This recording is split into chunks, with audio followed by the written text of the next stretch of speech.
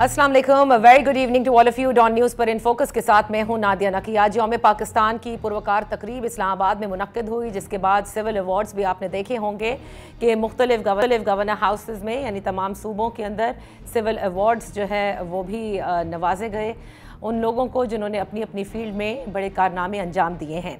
आज सदर पाकिस्तान जनाब आसिफ अली जरदारी साहब की तरफ से भी यौम पाकिस्तान के मौके पर बयान दिया गया। उन्होंने कहा जमहूरियत, इंसाफ और मसावात के लिए अपने अज़्म का इरादा पूरी कौम को करना चाहिए। जबकि वज़ीर आज़म शहबाज शरीफ साहब ने अपने पैगाम में ये कहा कि मरबूत पॉलिसी मुरतब की जाएगी जिससे पाकिस्तान में मुआशी खुशहाली आएगी और बहुत जल्द महंगाई पर काबू भी पा लिया जाएगा। लेकिन इसी असना में जो IMF के साथ अग्रीमेंट हुई है और एक दूसरे IMF के प्रोग्राम में जाने की बात की जा रही है जो कम से कम 3 साल पर मुहित होगा, जैसा कि वफाकी वज़ीर ख़जाना का कहना था। इसमें जो शराइत अब सामने आ रही हैं या जो बताई जा रही हैं या जो इस वक्त अंडर डिस्कस, उससे क्या वाकई महंगाई में कमी आएगी या मज़ीद महंगाई बढ़ेगी? आज इसी हवाले से बात करेंगे। हमारे साथ हैं पाकिस्तान मुस्लिम लीग नून के मेंबर कौमी असम्बली बिलाल अज़हर कियानी साहब। Thank you so much for joining us. Bilal Azhar साहब, जो बातें अब तक हुई हैं, जो सारी डिस्कशन हो रही है, उससे तो ये साफ लग रहा है कि जो एक 16 माह की हुकूमत में एक सख्ती आई थी लोगों पर, महंगाई में इजाफा हुआ था, कड़ी शराइत थी, आने वाले दिनों में भी कुछ इसी तरह से हमें नज़र आ रहा है कि होंगी।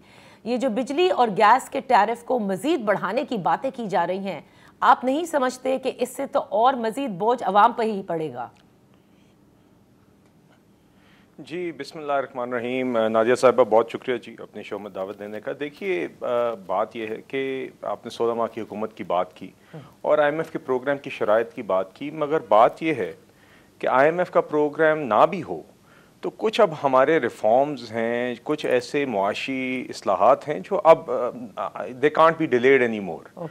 ये मज़ीद अब इंतज़ार नहीं कर सकती, क्योंकि मिसाल के तौर पे अब आपने प्राइम मिनिस्टर शहबाज शरीफ साहब को सुना होगा पिछले दिनों में कि जब उन्होंने इब्तदाई मीटिंग्स ली प्राइम मिनिस्टर बनने के बाद, तो ये बात सामने आई कि हमारा गर्दिशी कर्जा सर्कुलर डेट अब तकरीबन 5,000 अरब रुपए पे पहुंच गया है जी। तो जब आपके खसारे इस तरह बढ़ते हैं, आपके कर्जे इस तरह बढ़ते हैं, तो उसका भी खमियाजा आवाम ही भुगतती है महंगाई की सूरत में।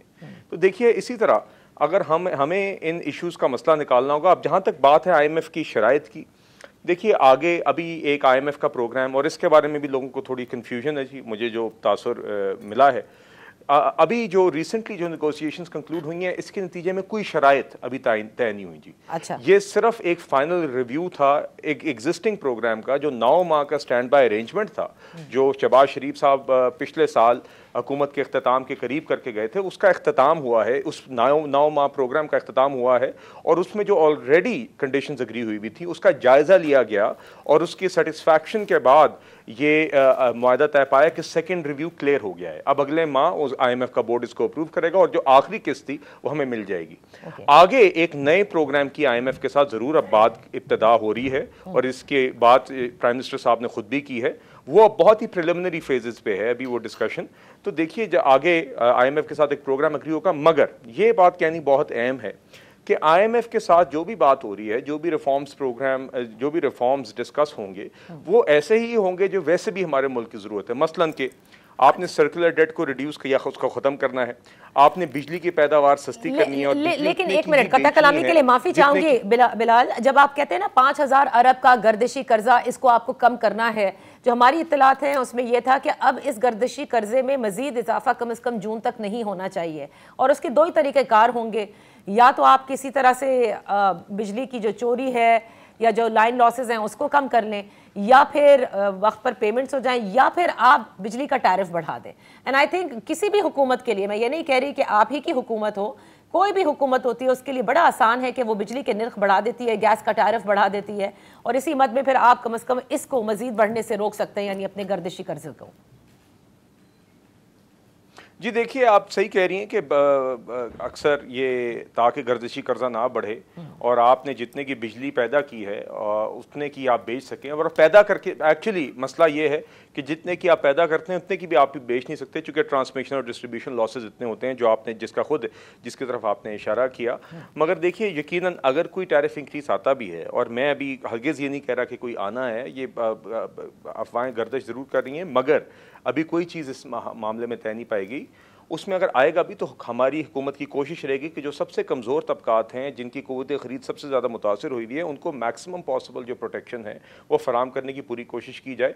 देखिए, बात यह है कि हमें अपने बिजली के सेक्टर की इस्लाहात भी करनी होंगी, जिसमें अपने ट्रांसमिशन और डिस्ट्रीब्यूशन लॉसेस को कम करना है, जिसके अंदर बिजली की पैदावार सस्ती करना है, सोलर की तरफ जाना है और आगे इंश्योर करना है कि चाहे वो बिजली हो चाहे वो पेट्रोल हो, उसको हम उतने का ही बेचें जितनी की हमें उसको बनाने की या पहुंचाने की कॉस्ट पड़ती है, ताकि गर्दिशी कर्जे ना बढ़े, पैदावार सस्ती भी हो और हुकूमत को भी खसारा ना हो, क्योंकि इसी तरीके से ही आवाम के ऊपर बोझ कम होगा।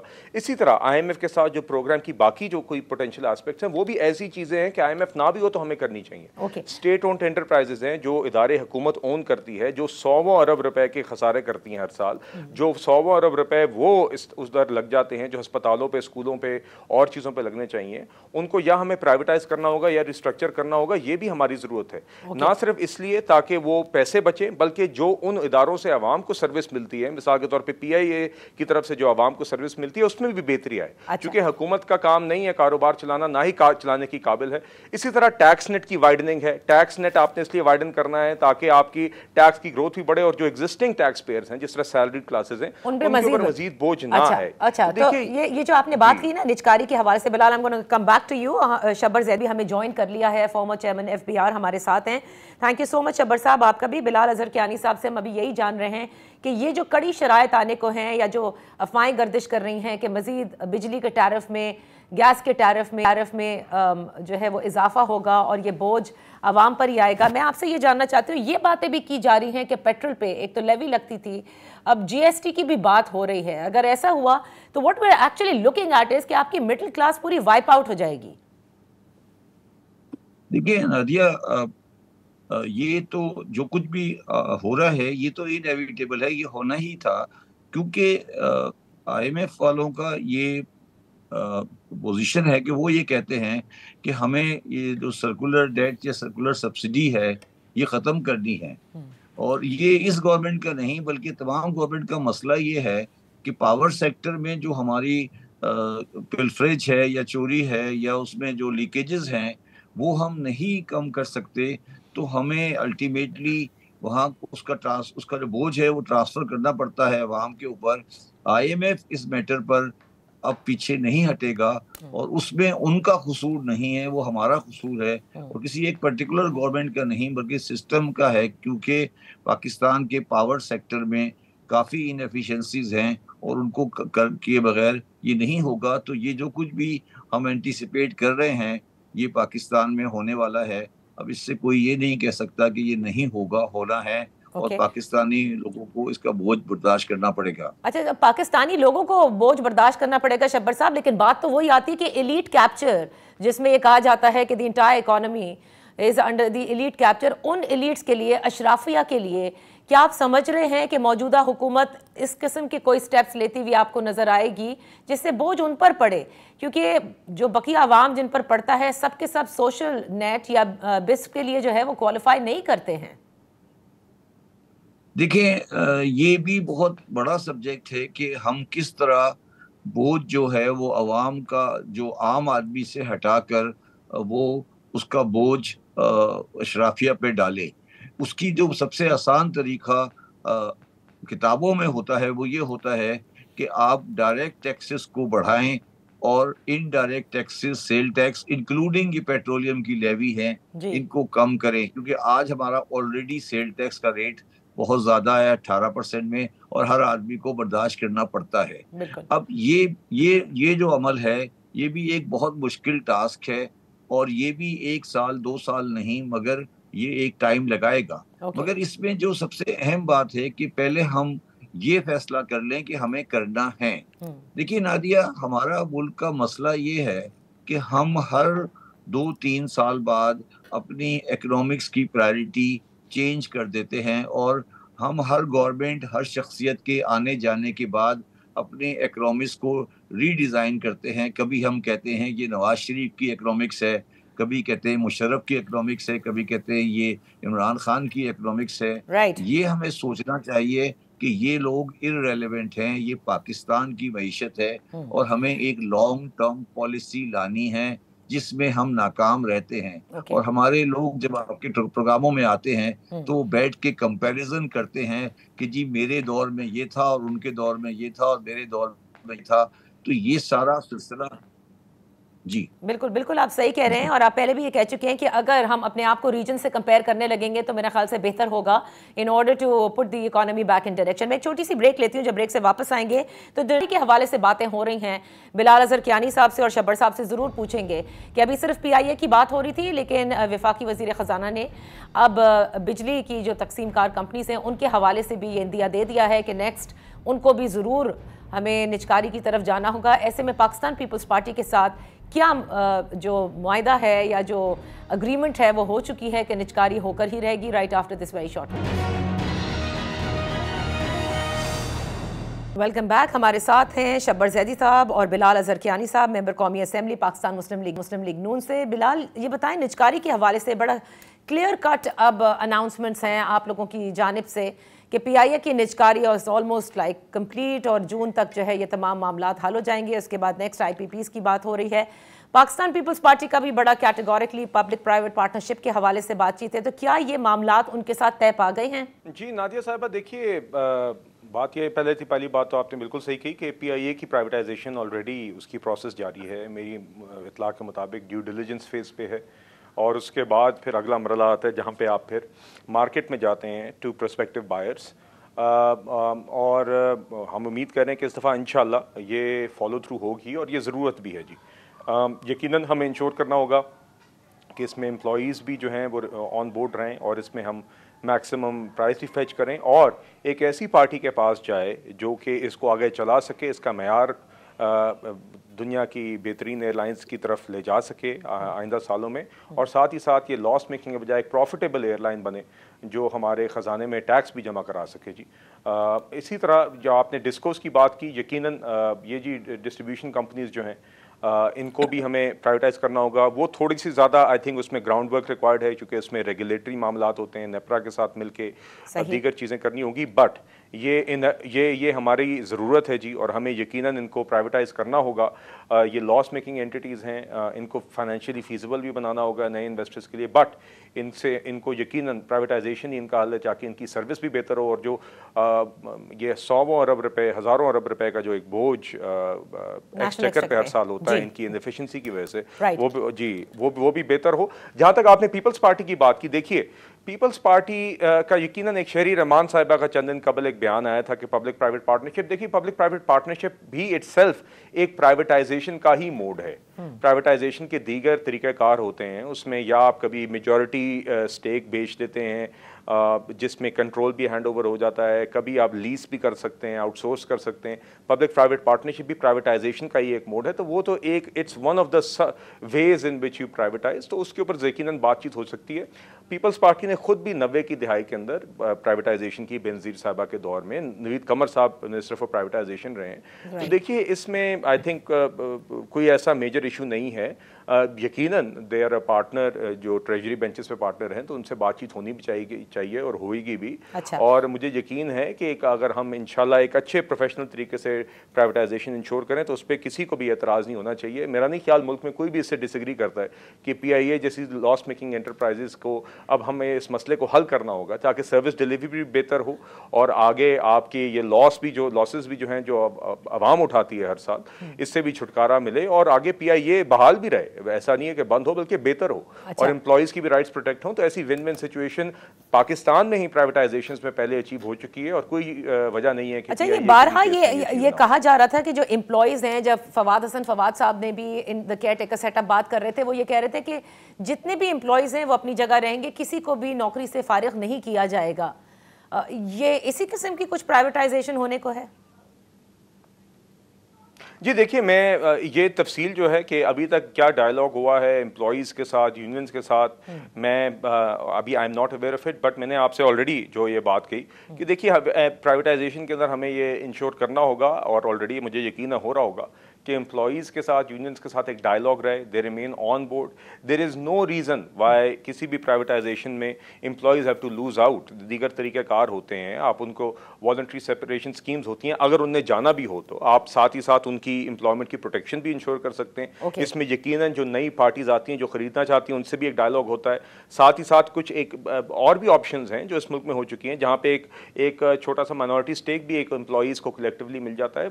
दीगर तरीक़ेकार हैं। बात यह है कि एम्प्लॉयज़ को एंगेज होना चाहिए, उनको ऑन बोर्ड रखना चाहिए और उनकी राइट्स प्रोटेक्ट करते हुए पीआईए प्राइवेटाइज हो सकती है, और ये इसी तरीके से होना चाहिए जी। अच्छा, चलिए ये देख लेते हैं कि इसी किस्म की प्राइवेटाइजेशन होगी या नहीं, क्योंकि सबसे ज्यादा तो यही था कि ओवर भर्तियों का केसेस बड़े हैं इन स्टेट ओन्ड एंटरप्राइजेस में। शब्बर साहब, would you like to throw some light on it? नहीं, उसमें भी देखिए, मैं अगर नादिया साहबा अगर आप इजाजत दें, sorry I realise I am going over my time, but very quickly देखिए, मैं आपसे ये कह रहा हूं कि अगर भर्तियां, यकीनन हमारा employee to aircraft ratio is much higher than the efficient airlines of the world, मगर मैंने आपसे कहा कि उन एम्प्लॉयज की भी इंटरेस्ट इंश्योर करते हुए अगर आप उस एचआर को रिड्यूस भी करते हैं, अगर आप उस तादाद को रिड्यूस भी करते हैं, तो उसमें भी उनको आप वॉलंटरी सेपरेशन स्कीम्स या गोल्डन हैंडशेक्स दे सकते हैं। कहने का मकसद ये है कि सबको राजी रख के या एम्प्लॉयज को ऑन बोर्ड लेके भी इन मसाइल का हल हो सकता है, ताकि आपका एम्प्लॉय टू एयरक्राफ्ट रेशियो भी बेहतर हो, और साथ ही जो एम्प्लॉयज अगर इदारे के साथ आगे नहीं रहते तो उनकी राइट्स भी प्रोटेक्ट हो जाए और उनको माली तरीके से कोई मदद मिल जाए। जी शब्बर साहब, इसी किस्म की कुछ प्राइवेटाइजेशन होने को है और यही मुफीद साबित होगी, और इसके बाद जो है वो रिटेलर्स के हवाले से जरूर मैं चाहूंगी कि आप कमेंट करें शब्बर साहब, जो कि 1 अप्रैल से कहा गया है कि उनका रजिस्ट्रेशन जो है वो शुरू हो जाएगा। देखिए, इसमें 2-3 बातें बड़ी क्लियर हैं। इस पे कोई दो राय नहीं है कि प्राइवेटाइजेशन होनी चाहिए इस बात पे। अच्छा, और इसमें 3 बड़े आइटम हैं, एक पाकिस्तान स्टील मिल है, एक पीआईए है और एक डिस्कोज है। पाकिस्तान स्टील मिल और पीआईए को, क्योंकि मैं बेसिकली एक फाइनेंशियल एडवाइजर हूं by profession, Pakistan steel mill और पाकिस्तान पीआईए को कोई भी प्राइवेट सेक्टर, चाहे पब्लिक प्राइवेट एंटरप्राइज हो या कोई और प्राइवेटाइजेशन हो, इन एम्प्लॉइज के साथ बाय कभी नहीं करेगा। उनके लिए ये वायबिलिटी नहीं बनती इस एम्प्लॉइज के साथ लेने की। अच्छा। ये एक बिल्कुल एक सीधी बात है, मगर ये मतलब, उसका मतलब ये नहीं है कि हम उन एम्प्लॉइज को अनएम्प्लॉयड कर देंगे। उनका कोई मैकेनिज्म हमें निकालना पड़ेगा। मगर जो बायर आएगा, क्योंकि हम बायर्स के एडवाइजर्स होते हैं, बायर के लिए इस नंबर ऑफ एम्प्लॉइज के साथ ये वायबल ऑप्शन नहीं है, चाहे वो पब्लिक प्राइवेट पार्टनरशिप हो या ये डायरेक्ट प्राइवेटाइजेशन हो। मगर हमें ये दोनों इदारे प्राइवेटाइजेशन करने हैं, और मैं इस बात से लाल साहब की एग्री करता हूं कि पीपल्स पार्टी को भी उस रेजिस्टेंस से पीछे हटना पड़ेगा और ये काम उनसे एस्टेब्लिशमेंट करवाएगी। तीसरी बात जो आपने कही डिस्को की प्राइवेटाइजेशन के बारे में, ये पहले आखिरी बात पर आ जाएं कि मतलब शहबाज शरीफ साहब लीड कर रहे हैं इस काबीना को, वो मनवाएंगे नहीं, एस्टैब्लिशमेंट मनवाएगी पीपल्स पार्टी को। हाँ, मैं आगे चलता हूँ। अच्छा, आगे चले। अब उसके बाद मैंने तीसरी जो बात की आपने, वो है डिस्कोर्स की। डिस्कोर्स के बारे में मेरी बिल्कुल 100% यकीन है कि डिस्कोर्स को प्रायोरिटाइज होना चाहिए। मगर मैं, क्योंकि इस प्रोसेस में मैं ज़ाती तौर पर बहुत डिटेल में इन्वॉल्व रहा हूँ, जब से अनबंडलिंग और वापडा हुई है, तकरीबन कोई इसको 20 साल हो गए हैं वापडा को अनबंडलिंग के, मगर किसी ना किसी शक्ल में आज भी वापडा मौजूद है। तो मैं ये समझता हूँ कि डिस्को की प्राइवेटाइजेशन एक लाल बत्ती दिखाई जा रही है वर्ल्ड बैंक को। ये फाइनेंशियली इस वक्त सेपरेट यूनिट नहीं है और कोई भी आदमी डिस्को को लेने में इंटरेस्टेड नहीं होगा इस सिस्टम के तहत। मैं ये बात इसलिए कह रहा हूँ कि मैं प्राइवेट सेक्टर का एडवाइजर हूँ, सबसे बड़ी अकाउंटिंग फर्म चलाता रहा हूँ। अगर मेरे पास कोई बंदा आएगा, वो कहेगा कि मैं Faisalabad electric supply corporation buy करना चाहता हूँ, तो मैं उससे कहूंगा कि तुम सॉवरेन गारंटी मांग लो अपने रिटर्न के ऊपर। अगर वो सॉवरेन गारंटी मांगेगा गवर्नमेंट के रिटर्न के ऊपर, तो कोई फायदा नहीं है प्राइवेटाइजेशन का, उसका कोई रिस्क एंड रिवॉर्ड नहीं होगा।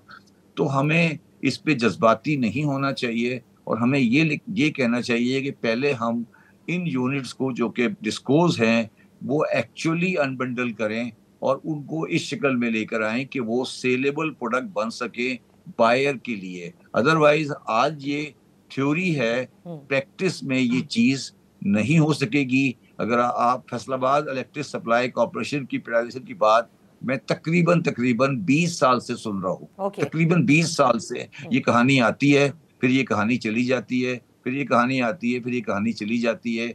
ये पाकिस्तान के लोगों को लाल बत्ती दिखाने के बराबर है। और ये बुनियादी मसला है नादिया इस मुल्क का, कि इस मुल्क में जो ग्राउंड वर्क होता है, राइट, जो एक्चुअली चाहिए होता है फाइनेंस के लिए या इकोनॉमिक्स के लिए, वो नहीं होता। और वो सारी डिस्कशन सियासी और शख्सियाती बेस पे चली जाती है कि इसने ये किया और ये होना चाहिए था पहले। लेकिन शब्बर साहब इस मर्तबा तो लग रहा है ना, आप देख रहे हैं कि आप खुद कह चुके हैं SIFC इन प्लेस है कि ये जरूर होगा। मेरी बात सुने, मेरी जनरल आसिम मुनीर साहब के लगने से नहीं होता।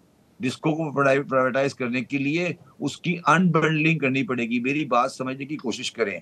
डिस्को की इनपुट भी गवर्नमेंट के पास है, आउटपुट भी गवर्नमेंट के पास है। मींस इलेक्ट्रिसिटी की प्राइस भी गवर्नमेंट डिटरमिन करती है, बिजली की प्राइस भी गवर्नमेंट डिटरमिन करती है। तो जो लेने आएगा या तो वो भत्तागीर बन जाएगा, उसको गारंटी रिटर्न चाहिए।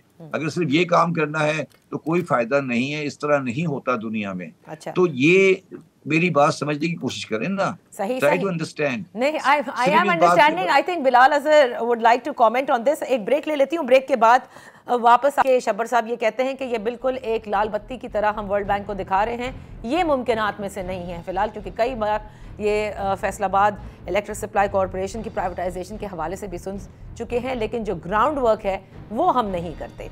Right after this very short break. Welcome back. बात हो रही है मईशत के जो मसाइल हैं, जो बहुत टॉल क्लेम्स भी किए जा रहे हैं, क्या वाकई ये हो पाएंगे या नहीं। शब्बर जैदी साहब, बिलाल अजहर कियानी साहब हमारे साथ हैं। जो ताजर टैक्स के हवाले से बात हो रही है, और आपने भी ये खबरें देखी होंगी कि FBR जो है वो रजिस्ट्रेशन शुरू 1 अप्रैल से रिटेलर्स की और होलसेलर्स की, ये जो रजिस्ट्रेशन का अमल है, आपको लगता है कि इससे ये पूरी जो रिटेलर्स को टैक्स नेट में लाने का है, this is the correct way of going? देखिए मारिया, इसमें कोई दो राय नहीं है कि हमें रिटेलर को रजिस्टर करना है और उनके पास ऐसा सिस्टम आना चाहिए कि उनके लिए भी आसानी हो और हमारे लिए भी आसानी हो। मगर इस बारे में तमाम गवर्नमेंट्स का, एक दो गवर्नमेंट नहीं, तमाम गवर्नमेंट का तजर्बा निहायत तल्ख है। क्योंकि जो रिटेलर्स हैं और होलसेलर हैं वो इस पर रजिस्ट करते हैं, और जब वो रजिस्ट करते हैं तो जो एडमिनिस्ट्रेशन होती है, FBR होती है या मिनिस्टर फाइनेंस होता है, उनको सियासी और सिक्योरिटी वालों की वो सपोर्ट नहीं मिलती जो उन्हें मिलनी चाहिए। तो अब भी यही पोजीशन है। अब ये देखना होगा कि क्या इस टाइम पर वो जो रेजिस्टेंस सामने आएगी उसको किस हद तक दबाया जा सकता है और क्या वो कोऑपरेट करेंगे। अच्छा। प्रोसेस की ये सारी बात, ये जो आज बात हो रही है, ये आज भी कोई पहली दफा नहीं हो रही। ये 1992 से हो रही है। हाँ। तकरीबन मैं 30 साल का अरसे से देख रहा हूँ, हम यही बातें कर रहे हैं।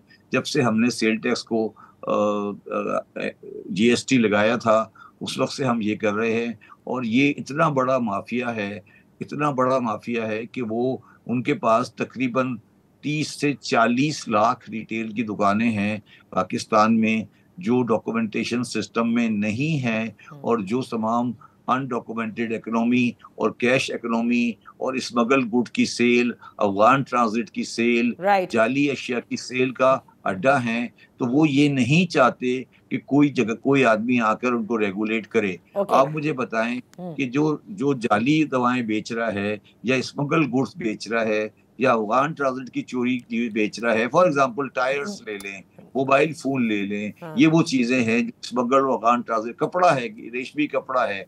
वो इनका मसला सिर्फ टैक्स नहीं है, टैक्स तो है ही जो भी है, वो ये सारी अशिया स्मगल्ड है। ज्वेलर ले लें, ज्वेलर में कौन सा पाकिस्तान में सोना इंपोर्ट होता है? ये 40 टन का सोना जो पाकिस्तान में स्मगल होके और ज्वेलर के पास बिकता है, तो ज्वेलर किस तरह रजिस्टर होगा?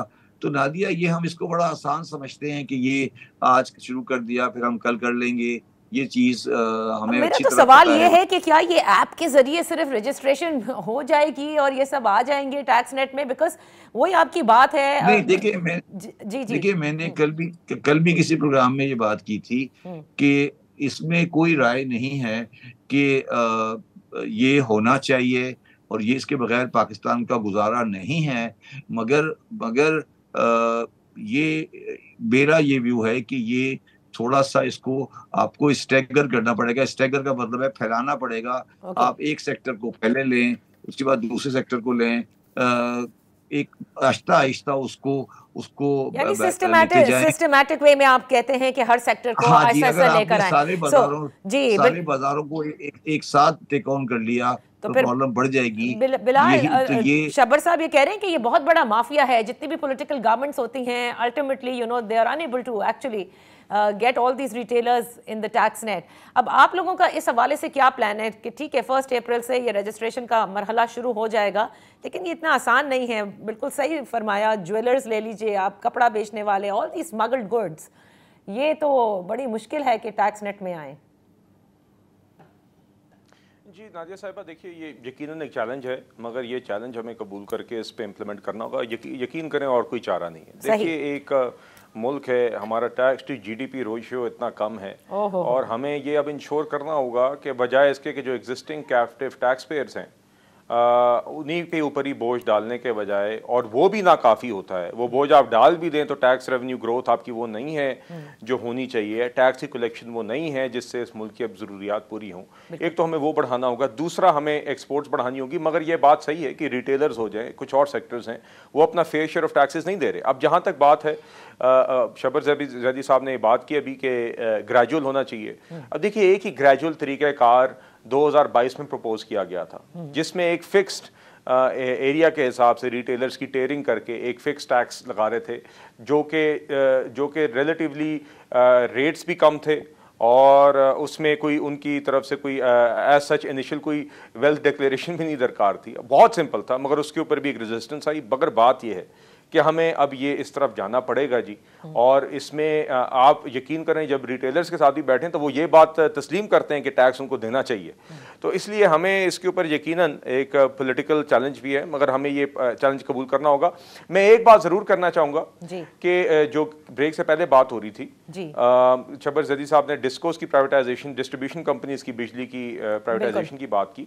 उसमें उन्होंने एक बात सही कही कि कुछ, और ये मैंने भी बात की थी उनसे पहले, मैंने सिर्फ इशारा किया था, वो उसकी तफसील में और सही तफसील में गए कि जिस पीआईए की प्राइवेटाइजेशन है वो रिलेटिवली ईजियर है कंपेयर टू बिजली की डिस्ट्रीब्यूशन कंपनीज, क्योंकि उसके लिए जो ग्राउंड सेटिंग रिक्वायर्ड है वो थोड़ी ज्यादा कॉम्प्लिकेटेड है। चाहे वो उसका टैरिफ हो जो नेपरा सेट करता है, जो भी जिसमें आपने मल्टी ईयर टैरिफ्स करने हैं, चाहे वो आपकी और वो एट द मोमेंट आपकी जो डिस्ट्रीब्यूशन कंपनीज हैं they are monopolies in their respective regions. तीसरी बात यकीनन वो इनकम्प्लीट अनबंडलिंग है, जिसकी तरफ शब्बर जदी साहब ने इशारा किया।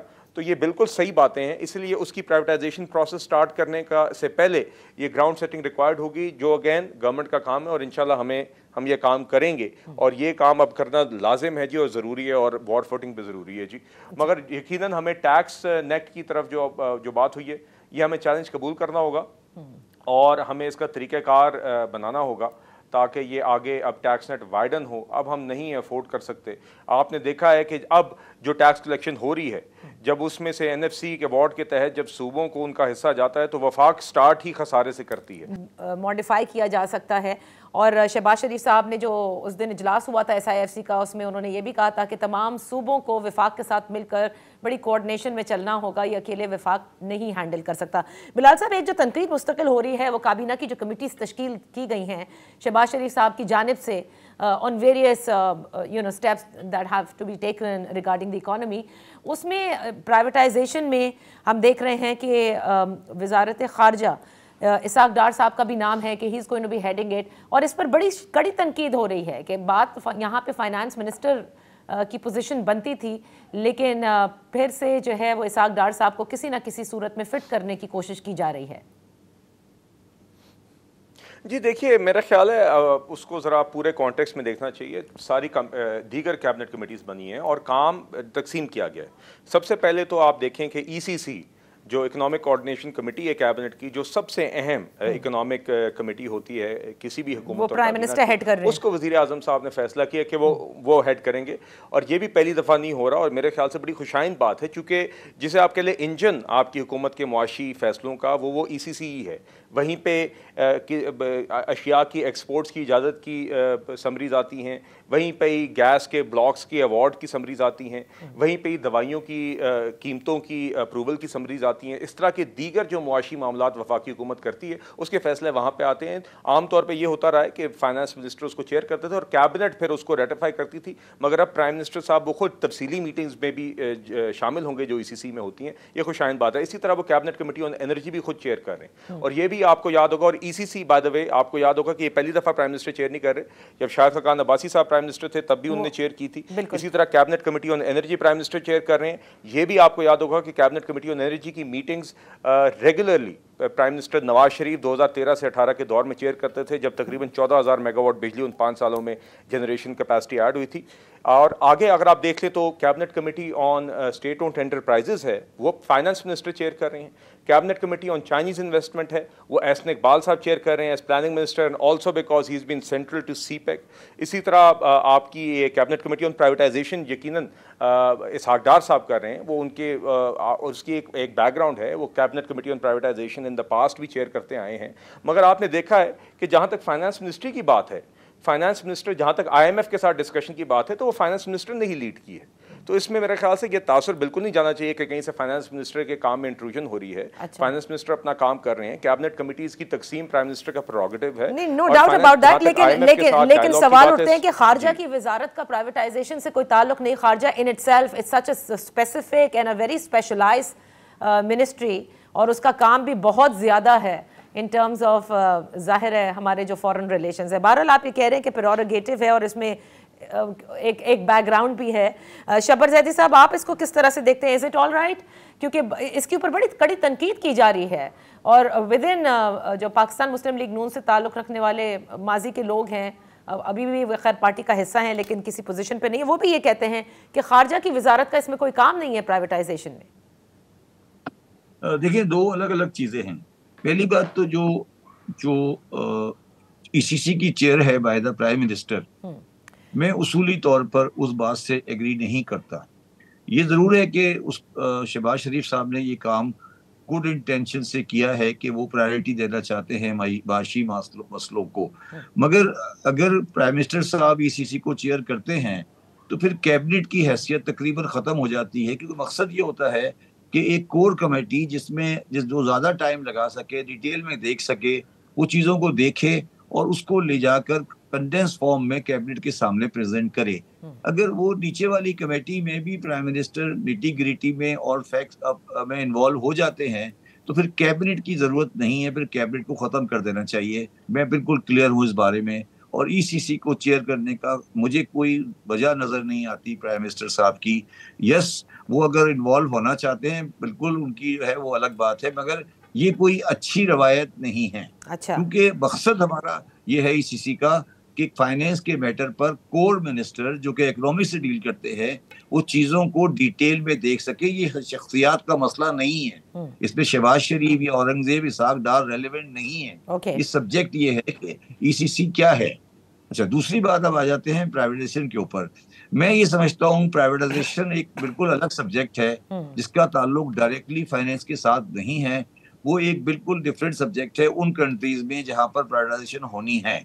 तो उसको अगर कोई और आदमी शेयर कर लेता है तो मुझे उस पर कोई एतराज़ नहीं है, बल्कि होना चाहिए, क्योंकि वो एक तकरीबन इंडिपेंडेंट पोजीशन है। मगर वो जगह भी हमने बहुत ज़्यादा कंफ्यूज कर ली है। जहाँ तक मेरा इंफॉर्मेशन है, एक मिनिस्टर फॉर प्राइवेटाइजेशन भी है, एक प्राइवेटाइजेशन कमीशन भी है, और अब एक कमेटी ऑन प्राइवेटाइजेशन भी हो गई। तो ये क्या चीज़, ये तो आप ब्यूरोक्रेसी पे ब्यूरोक्रेसी क्रिएट करते जा रहे हैं, और ये बिला वजह की चीज़ें हैं, इनका कोई मकसद नहीं है। ये कागजी कार्रवाइयां हैं, एक कमेटी फिर दूसरी कमेटी फिर तीसरी committee. Just get to the business, आप ये कह रहे हैं। ठीक, मैं यहाँ पे एक ब्रेक लेने दीजिए। जहाँ तक डार साहब के होने का सवाल है, उसमें मुझे जाती तौर पे कोई एतराज नहीं है, क्योंकि वो फाइनेंस के आदमी हैं, प्राइवेटाइजेशन को देख सकते हैं, इसमें कोई सेकंड व्यू नहीं है। मगर मैं ये समझता हूँ, मेरा जाती व्यू है कि कैबिनेट कमेटी ऑन प्राइवेटाइजेशन होनी ही नहीं चाहिए, और प्राइवेटाइजेशन का जो मिनिस्टर है, बल्कि मैं तो एक और बात कहता हूँ, प्राइवेटाइजेशन की मिनिस्ट्री भी नहीं होनी चाहिए।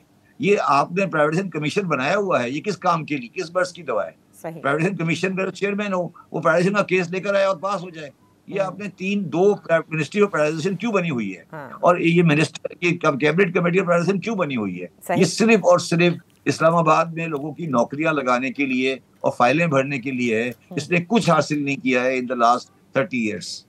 सही। मैं एक छोटी सी ब्रेक लेने दीजिए, ब्रेक के बाद जब वापस आएंगे अपने आखिरी से जो अवाम जिस तरह से सोचते हैं, बिलाल अजहर कियानी साहब और शब्बर जैदी साहब आपसे ज़रूर उस पर डिस्कस करेंगे कि बड़ी चीज़ें होती हैं जो ऑप्टिक्स जिसे कहते हैं वो अगर दुरुस्त ना हो तो फिर जो मैसेज है वो लोगों तक बड़ा गलत जाता है। Right after this very short one.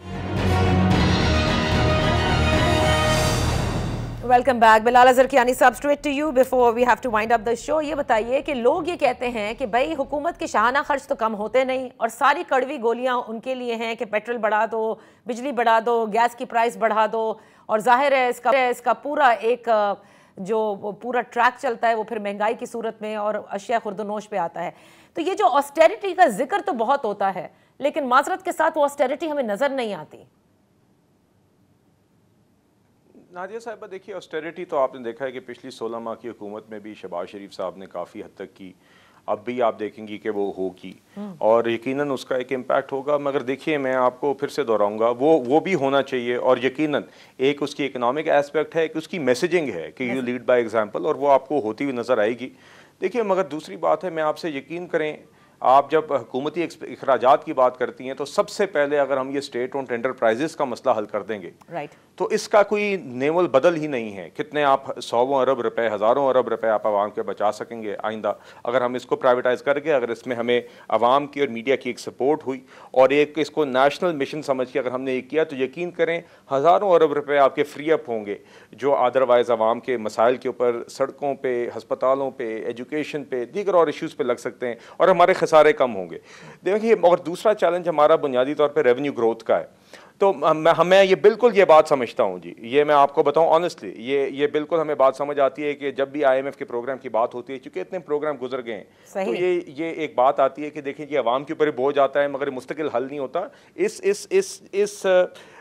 इस क्रिटिसिज्म में भी कुछ जस्टिफिकेशन है। तो इसलिए हमें मिलकर ये इंश्योर करना होगा कि इस दफ़ा जो IMF प्रोग्राम हो, जो उसका मेन मकसद है ये इन मसाइल का मुस्तकिल हल, इन चीज़ों को पाए तकमील तक पहुंचाना, इन प्राइवेटाइजेशंस को पाए तकमील तक पहुंचाना, सर्कुलर डेट की रिडक्शन करना, टैक्स नेट में लोगों का इजाफा करना जिनका फर्ज बनता है टैक्स पे करना, ताकि एग्जिस्टिंग टैक्स पे। सर ये तो अब आपके पास 5 साल की हुकूमत है, 5 साल की हुकूमत है, the onus is with you, आप कर गुजरिए, कोई आपको मना नहीं करेगा। और यही होता है कि जब आपके पास 5 साल की हुकूमत होती है तो आपने ये कड़े फैसले लेते हैं। वही बात है कि IMF के प्रोग्राम में बारहा जाकर भी अगर हम अपनी इन तमाम मसाइल का हल ना निकाल सकें तो फिर कोई फ़र्क नहीं पड़ेगा, फिर एक और प्रोग्राम आ जाएगा। जैसे बिलाल अजहर कियानी साहब ये कह रहे हैं कि इस मरतबा प्राइवेटाइजेशन भी होगी और इस मरतबा वो टैक्स नेट को ब्रॉडन भी किया जाएगा और इसमें तमाम जो स्टेक होल्डर्स हैं वो भी इनके साथ हैं। Let's see how they proceed, but that's all for today. Austerity का जिक्र मैंने इसलिए किया था, ऑल्दो इसका क्वांटम जाहिर है इन टर्म्स ऑफ इकोनॉमी इतना बड़ा नहीं, लेकिन बिलाल अजहर कियानी साहब ये जो हम देखते हैं कि एक वजीर और एक मुशीर और उसके पीछे इतने सारे लोग और इतनी गाड़ियाँ और इतनी पेट्रोल कंजम्पशन, ये वो बातें हैं जो मैसेजिंग होती है या जो ऑप्टिक्स हैं उससे फिर नज़र आता है कि एक गरीब मुल्क है जो इस वक्त जो है वो बहुत मुश्किल में है अपने माशी मसाइल की वजह से, लेकिन तब भी जो हमारी अशराफिया है या जो पावर कॉरिडोर्स में बैठे उनकी ये समझ में नहीं आ रही कि you will have to lead by example. That's all for today. इजाज़त दीजिए, इंशाल्लाह फिर आपकी खिदमत में कल हाजिर होंगे। अपना ख्याल रखिए।